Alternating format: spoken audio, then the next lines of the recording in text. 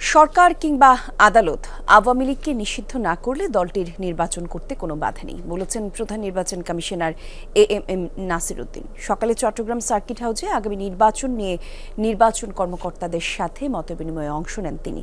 এ সময় নাসির উদ্দিন আরও বলেন, নির্বাচন কমিশন সম্পূর্ণ স্বাধীন, কোনো চাপে নেই। সুষ্ঠু নির্বাচন করতে সব ধরনের ব্যবস্থা নেওয়া হবে।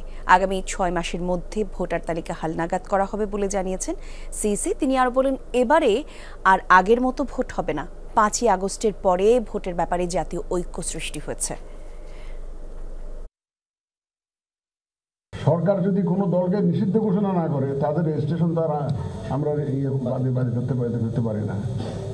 এটা রাজনৈতিক সিদ্ধান্ত অথবা কোর্টের সিদ্ধান্ত, এই দুইটার একটা হতে হবে এবং যেটার ভিত্তিতে হয়তো আমরা ব্যবস্থা নিব। আমরা আমাদের পক্ষ থেকে আমরা এই ধরনের এই ব্যাপারে কোনো মন্তব্য করতে চাই না।